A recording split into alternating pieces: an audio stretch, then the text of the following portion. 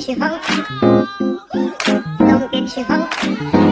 Ooh, don't get you home. Don't get you home. Ooh, don't get you home. Get you home. 자, 안녕하세요. 반갑습니다. 자, 1억 연봉 기업 강사 되기 신용준 강사입니다. 첫 번째 1강 기업교육 시장에 대해서 좀 설명을 드릴 텐데 이 강의를 듣는 분들이 궁금하신 게 아니 저 강사는 누군데 이런 그 동영상 만들지 이렇게 고민할 수 있겠지만 저를 간단히 소개해드리면 저는 그 에듀콤이라고요 교육 컨설팅 회사 대표로 있습니다. 그리고 패스로 한 12년째 기업 교육 강의를 하고 있습니다. 주로 리더십과 세일즈 부분에서 강의를 하고 있고요.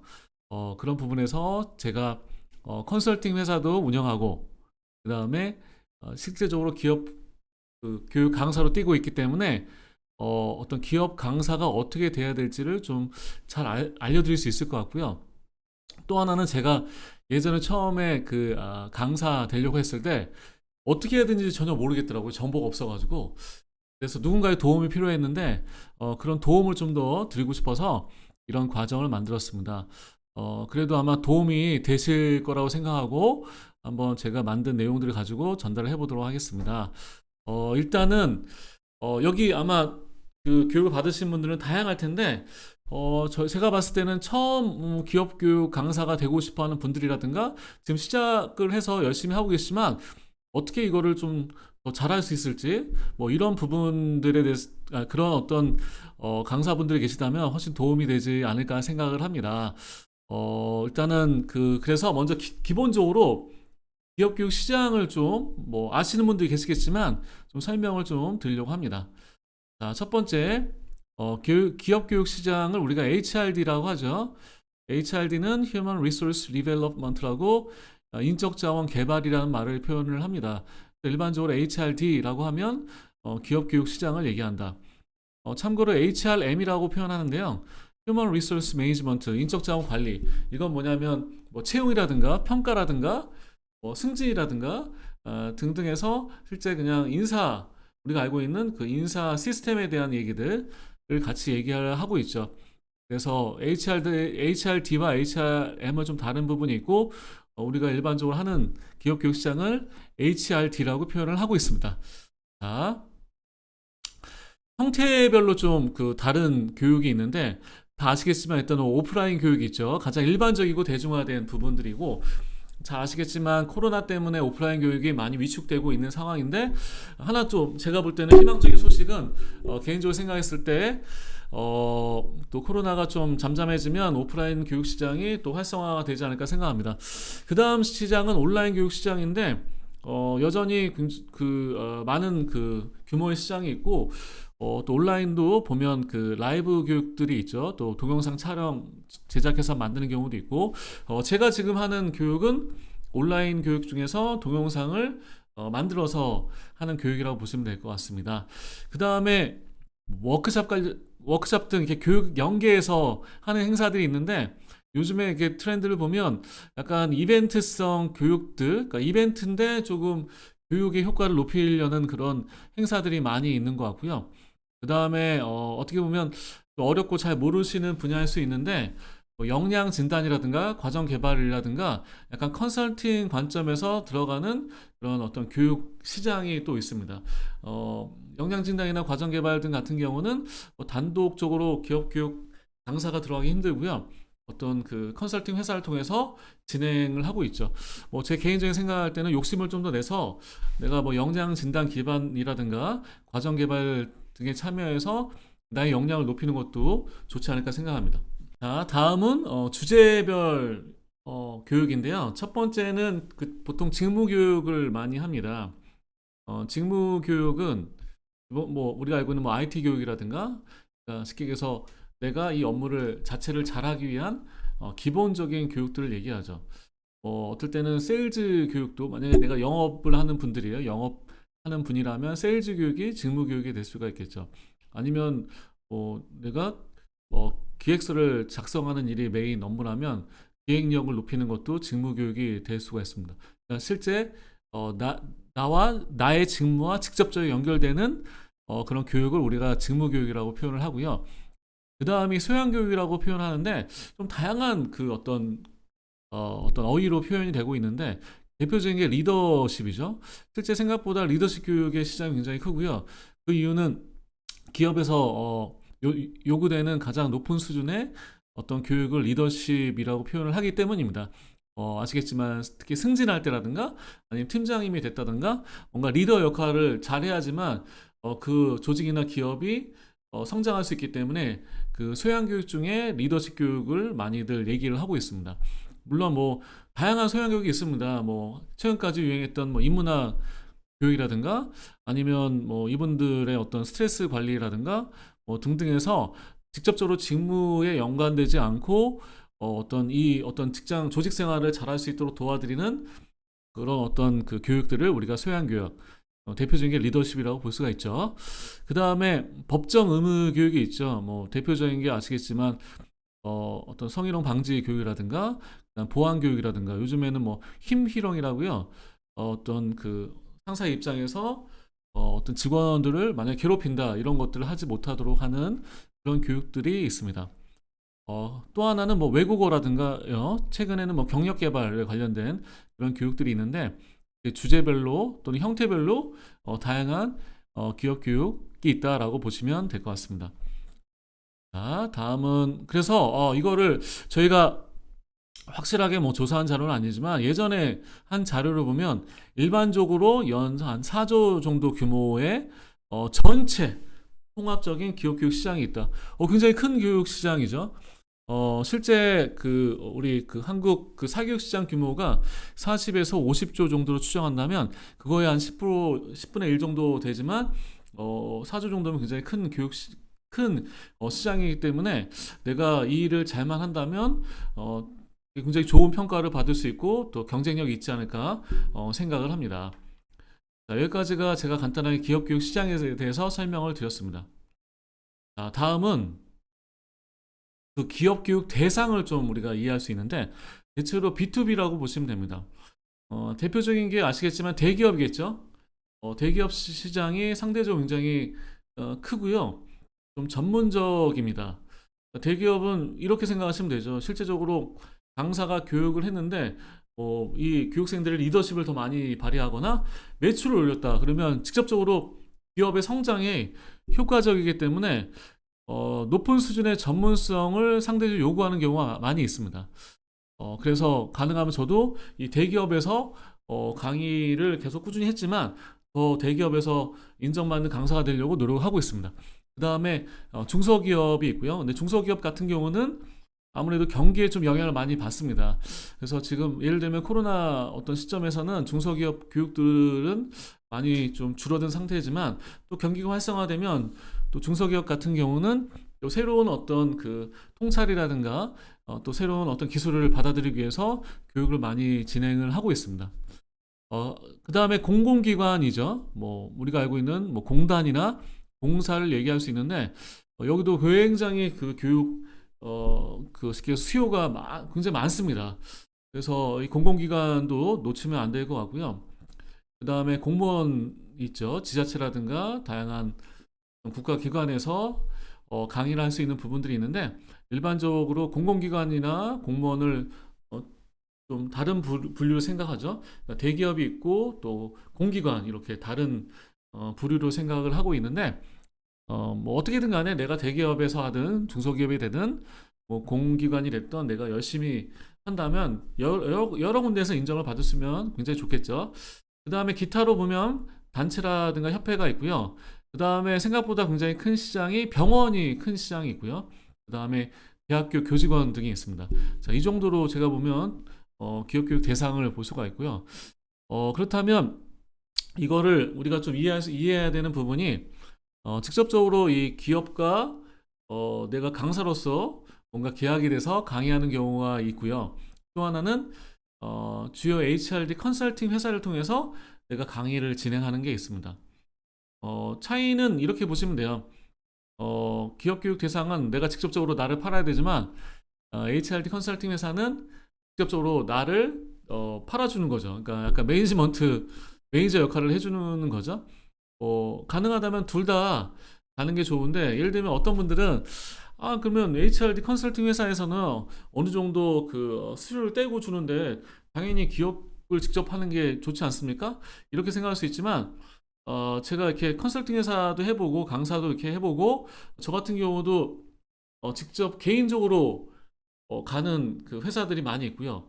그다음에 저희 회사들 통해서, 그러니까 저희 직원들 있죠. 저희 직원들 회사를 통해서 가는 회사들이 많이 있고, 또 하나가 외부 컨설팅사에 제가 파트너 강사로서 가는 경우도 많이 있습니다. 저 같은 경우는 내가 직접 가든지 이런 게 중요한 게 아니라 내가 이 일을 굉장히 의미 있게 잘하는 데 초점을 맞추기 때문에 이 컨설팅 회사를 통해서 가는 것조차도 저한테는 되게 의미가 있다고 생각합니다. 그리고 또 중요한 게 뭐냐면 이 컨설팅 회사와 내가 잘 인연을 맺고 그 컨설팅 회사에서 내가 성과를 인정받는다면 꾸준하게 많은 기업들에게 저를 이렇게 쉽게 해서 추천해 주기 때문에 좋은 것 같아요. 예를 들면 한 기업에 계속 강의를 가요. 좋죠? 근데 그 기업이 뭐 내부적으로 여러 가지 정책이 바뀐다든가 여러 가지 이유 때문에 내가 그 기업을 못 들어가는 경우가 있다면 쉽게 해서 저의 수입이 끊길 수가 있는 거죠, 갑자기. 근데 HRD 컨설팅 회사 같은 경우는 다양하게 많은 기업들을 쉽게 얘기해서 고객사로 갖고 있기 때문에 꾸준하게 내가 인정받으면 여러 기업에 갈 수가 있습니다. 예를 들면 한 기업에 가고 있는데 그 기업에서 왜 맨날 이 강사만 부르냐 이렇게 얘기할 수 있고요. 또 하나는 이 강사 말고 또 다른 강사들을 찾는 경우도 많이 있습니다.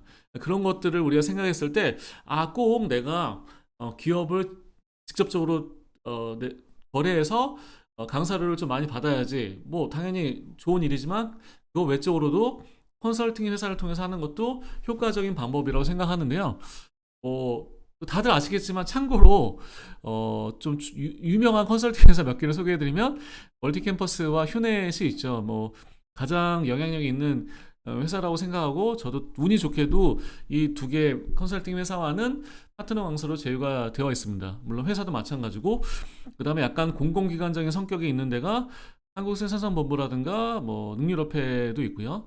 그 다음에 대단히 오래된 기업인데 엑스퍼트나 PSI 기업들도 한번 보시면 되는데 참고로 이 한국생산본부나 능률업회, 엑스퍼트, PSI는 주로 내부 강사들, 그러니까 소속 강사들 위주로 교육을 진행을 합니다.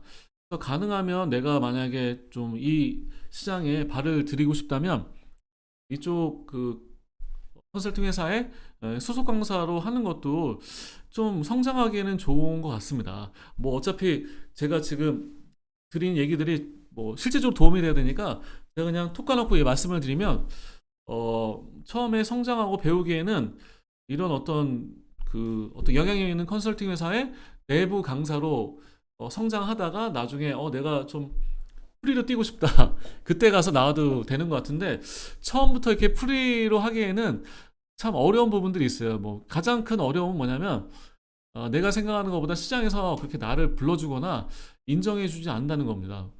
저도 그런 걸 굉장히 많이 느꼈고 처음에 시행착오도 많았고 또 이렇게 어느 정도 시장에서 내가 인정받는 데는 시간이 굉장히 많이 필요한 거죠.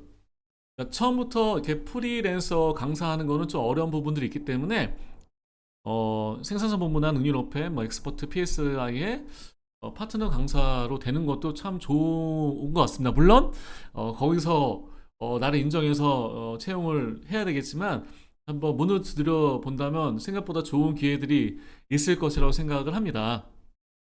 자, 여기까지가 주로 일반적으로 이렇게 쉽게 해서 전통적인 그다음에 영향력 있는 컨설팅 회사로 볼 수 있고요. 또 최근에 좀 제가 이렇게 눈여겨보는 컨설팅 회사는 뭐 컨설팅 회사라기보다는 기업교육 회사가 패스트 캠퍼스라는 회사 같은 데가 있는데 여기 같은 경우는 온라인을 동영상의 플랫폼인 것 같아요. 그러니까 내가 만약에 이런 거요. 내가 만약에 기업 교육을 하고 싶은데 동영상을 뭐 만들거나 아니면 요청해서 패스트 캠퍼스에서 만들어서 동영상을 올리는 거죠. 그러면 거기서 그 동영상을 대한 수익을 얻는 거고 운이 좋다면 고객이 전화하겠죠. 그 강사 너무 좋다 그러면 아마도 패스트 캠퍼스에서 그분을 섭외해서 보내드리지 않나 이렇게 생각을 합니다. 그리고 일반적으로 뭐 이렇게 누구도 그 숫자를 세어보진 않았지만 한 수천 개의 컨설팅 회사가 있다고 추정합니다. HRD 컨설팅 회사. 근데 대부분 1인 기업이 대부분이세요. 1인 기업인데 사업자를 내고 대표 역할을 하면서 뭐 강의도 하는 분이 있지만 한 명 정도 직원이 있고 이런 규모라면 큰 규모죠. 뭐 저희 뭐 에듀콤은 그래도 상대적으로 좀 규모는 있고 성장을 하고 있지만 아무튼 뭐 개인이랬던 개인으로 내가 기업 교육 쉽게 해서 기업과 거래해서 하는 것도 좋고요. 그다음 컨설팅 회사를 통해서 거래하는 것도 좋은 방법이라 생각합니다. 자, 여기까지가 기업 교육 대상, 그다음 컨설팅 회사에 대한 얘기였습니다. 자, 다음은 기업 강사의 장점과 단점에 대한 얘기인데요. 야, 이거 들으시면, 야, 장점 생각하니까 이거 정말 열심히 꾸준히 오래 해야겠다. 단점 생각하니까, 아, 이거 해야 되나? 뭐 이런 생각들이 들 텐데요. 저는 개인적으로 이 어떤 잡에 대해서 자부심도 크고 어느 정도 사명감을 가지고 일하고 있습니다. 어, 정말 쉽지는 않지만, 어떤 장점들을 생각하고 이거를 어느 정도 사명감을 생각해서 가능하면 포기를 안 했으면 좋겠고요. 또 하나는 어, 여러 가지 방법들이 있어요. 이따 뭐 다음 강의에서 표현드리겠지만 어떤 투잡 형식으로도 할 수 있거든요. 물론 투잡한다면 집중력이 떨어져서 못할 수도 있지만 아무튼 꾸준하게 오랫동안 한다면 되게 할 수만 있다면 추천할 수 있는 어떤 직업이라고 생각합니다. 자, 장점은 자 뭐가 있냐면 바로 자유롭죠. 이게 가장 좋아하세요. 특히 직장 생활 하다가 이 너무 자유롭다는 직업들 때문에 많이 선택을 하시는데 저는 좀 그러니까 자유롭다는 게 뭐냐면 시간적으로 내가 어떤 통제할 수 있다는 건 좋지만 시간은 많이 투여를 해야 됩니다. 제목 자체가 제가 1억 연봉 기업 강사 된다고 말씀드렸지만 1억 연봉 기업 강사 되는 건 쉽지 않습니다. 그러니까 제 얘기는 연봉을 1억 받는다는 거는 어떤 직업이든 굉장히 어렵습니다. 예를 들면 내가 직장 생활을 하는데 1억을 받는다고 생각을 해볼까요? 어마어마한 스트레스가 있고요. 아마도 대단히 많은 일들을 해야 되고 책임감과 업무 그 압박감이 굉장히 크다는 거죠. 그러니까 많은 분들이 뭐 쉽게 뭐 내가 말도 잘하고 좋아하고 이러는데 그냥 앞에 나와서 뭐 1억 정도 쉽게 받는 거 아닙니까? 아닙니다. 이거는 뭐 단호하게 말씀을 드리면 그 정도의 가치가 있어야지 기업에서 찾는다는 거죠. 아니면 HRD 컨설팅 회사에서 추천을 한다는 겁니다. 그러니까 자유로운 거는 좋습니다. 저 역시도 저는 좀 다른 게 회사를 운영해야 되니까 강의가 없는 날도 항상 출근하고 뭐 똑같이 그냥 회사 생활처럼 하고 있죠. 그러니까 뭐 일반 어떤 프리랜서 강사와는 이 자유로움이 좀 다르긴 한데 이 자유롭다는 거는 대단히 큰 장점입니다. 자, 시간을 내가 통제할 수 있다는 거. 두 번째를 소개해드리면 두 번째는 대접을 받습니다. 대접을 좀 잘 받는 편인 것 같아요. 이것도 내가 굉장히 그 강의를 잘하고 교육생들에게 큰 도움이 됐을 때 대접을 받겠죠. 대접을 받는 거는 뭐 크게 두 가지겠죠. 뭐 경제적인 혜택을 많이 받는다는 거랑 또 하나는 그 직업에 대해서 인정을 많이 받는다는 거죠. 그러니까 내가 잘만 할 수 있으면 어떠한 직업보다 좋은 일인 것 중에 하나인 것 같습니다. 근데 특히 우리나라가 좀 더 어떤 직업적으로 대접을 더 많이 받는 것 같아요. 예를 들면 미국 같은 경우는 퍼실리테이터라는 표현을 쓰죠. 이 얘기는 뭐냐면 어떤 동등한 입장에서 전체의 어떤 과정을 진행자로 역할을 하는데 우리는 약간 스승, 어떤 선생, 그래서 또 통찰을 막 받아야 되는 존재 이렇게 생각을 합니다.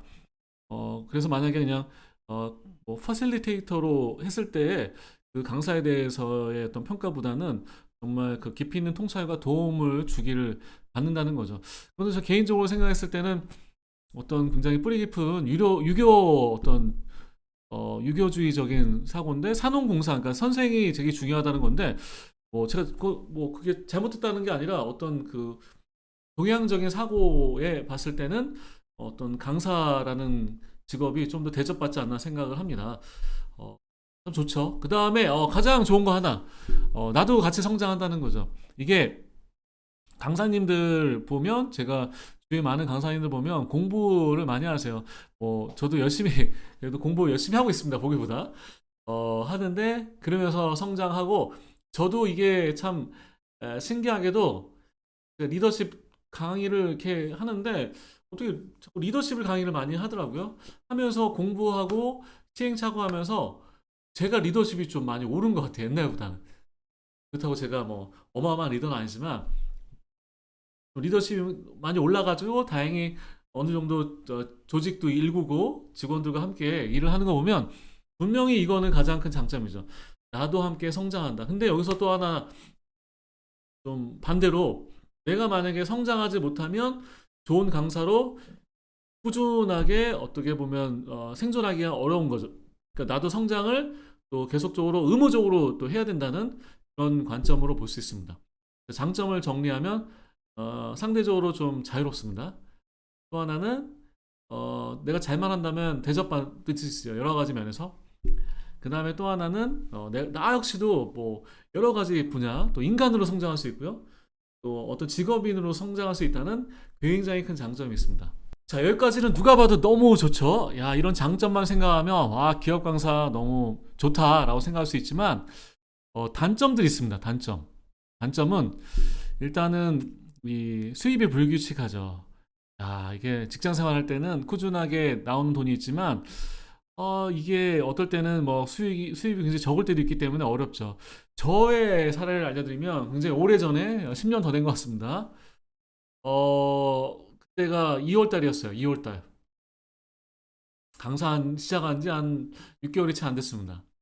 근데 그때 2월 달이 원래는 좀 상대적으로 비수기입니다. 그때 강의 한 번 했고요. 강사를 20만 원 받았습니다. 야, 많이 힘들었습니다. 그것 때문에 저는 개인적으로 그때 강사로는 도저히 안 되겠다 해서 뭐 다 공개할 수 없지만 다른 일을 병행하면서 이 일을 계속 준비했던 것 같아요. 투잡을 했던 거죠. 저도 좀 투잡을 좀 추천을 해드리고 싶습니다. 자, 투잡도 뭐 어려운 일이지만. 자, 그다음 이것 때문에 강의하는데 굉장히 어려운 크게 어려움 많이 느끼시는데 바로 평가에 대한 부담이 크다는 거죠. 매일매일 평가받죠. 5점 만점에 몇 점이고 뭐 이런 거. 야, 근데 이게 평가에 대한 부담이 커서 내가 강의를 하기 싫다, 못한다 그러면 어쩔 수 없는 거예요. 그러니까 이거는 내가 만약에 강사를 해야 된다면 평생 가야 되는 숙제죠. 평가에 대한 부담이 큰 거에 대해서. 그렇다고 나는 평가 결과를 안 봅니다. 굉장히 위험합니다. 결과를 봐야 됩니다. 그래야지만 되게 겸허하게 내 자신을 돌아볼 수 있고 저 역시도 뭐 옛날보다 평가에 대한 부담이 크지는 않습니다. 근데 여전히 평가에 대해서 대단히 겸허하게 받아들일 준비가 되어 있습니다. 왜냐하면 이 평가에 대한 내용들을 보면서 나의 어떤 그 단점이라든가 또 하나 되게 치명적으로 나의 문제점들이 있어요. 이런 것들을 미리 좀 선제적으로 내가 보완할 수 있었기 때문에 그래도 옛날보다 좀 더 나은 인간, 또 나은 강사가 된 것 같아요. 평가에 대한 부담이 크다는 얘기는 제가 너무 많이 듣고 있지만 이거는 내가 그냥 하나의 어떤 운명적으로 이 일을 하려면 받아들여야 될 과제고요. 제가 다음 시간에 어떻게 하면 평가가 좋게 나오고 또 하나 어떻게 하면 평가가 안 나오는지를 좀 냉정하게 또 소개를 해드리도록 하겠습니다. 만약에 평가에 대한 부담에 대해서 얘기를 하자면 다시 한번 내가 만약에 기업 강사를 꾸준히 오랫동안 하기 위해서는 내가 가고자 하는 하나의 운명 같은 존재다. 이렇게 생각하시는 게 편하지 않을까 생각합니다. 그 다음 많은 분들이 얘기하죠. 길게 오래 가기가 쉽지 않습니다. 이거는 진짜 중요한 얘기입니다. 이게 제가 이렇게 주관적인 판단이고 주변 사람들을 많이 보면 오랫동안 생존한 분들이 많지 않으세요. 특히 어떤 거에 대한 가장 큰 어떤 그 걸림돌이 있냐면 바로 나이에 대한 겁니다. 그러니까 나이가 이분들이 예를 들면 뭐 40대 초반에 뭐 이렇게 30대 중반에 시작을 했는데 10년 동안 이렇게 가는 게 쉽지 않은 경우가 많이 있습니다. 예를 들면 대체로 이렇게 50이 넘게 되면 이 강사로서 유연함이 많이 떨어지는 것 같아요. 배우려는 의지도 떨어지고요. 또 하나가 제가 많이 보는 건데 어느 정도 내가 수준이 올라가면 고객사에서 원하는 것 까다로운 요구들을 그거를 내가 그래서 받아들여서 커스터마이징 하는 걸 싫어하세요. 그래서 내가 하는 것만 하겠다 이렇게 하는 거죠. 예. 내가 하는 것만 하겠다는 강사님들을 오랫동안 보지는 못했습니다. 왜냐하면 실제 예를 들면 컨설팅사 입장에서는 그 내용을 추천을 못 해드려요. 왜냐하면 고객사에서 원하는 내용, 까다로운 내용들을 받아들여서 커스터마이징 할 수 있는 강사를 추천해 드릴 수밖에 없는 거죠. 이런 부분에서는 제가 조금 장점인 것 같아요. 좀 어려운 요구들을 많이 수용을 해서 진행을 하기 때문에 실제 조금 그래도 상대적으로 오래 갈 가능성이 있지 않나. 제가 그냥 이것도 너무 자만심인가 죄송합니다. 너무 이러면 안 되는데 아무튼 꾸준하게 오랫동안 노력을 하고 내 자신의 성장을 위해서 집중하고 공부하고 또 고객사의 어떤 요구들을 받아들일 수 있는 어떤 그런 겸손함 이런 것들이 있지 않으면 길게 오래 가기가 쉽지 않습니다. 그러면 이거는 한편으로는 우리한테 기회죠. 특히 뭐 처음 시작하는 분들. 왜냐면 우리는 지금 뭐든지 할 자신이 있지 않습니까? 근데 그것도 내가 그 의욕만 있다고 할 수 있는 게 아니죠. 이 방법을 잘 알아야 되는 거죠. 그 방법들도 제가 같이 공유를 해보도록 하겠습니다. 단점을 정리하면 수입이 불규칙하고요. 평가에 대한 부담이 크고 길게 오래 가기가 쉽지 않은 것들 이런 것들 장점과 단점 한번 비교해 보세요. 어떤 게 더 좋을까 나쁠까? 아무튼 뭐 장점도 있고 단점이 있지만 저는 분명히 일용연봉 기업 강사 되기 여기 수강하시는 우리 선생님들은 이런 모든 것들을 수용해서 멋진 강사 될 거라고 생각합니다. 자, 박수를 맞추도록 하겠습니다. 감사합니다.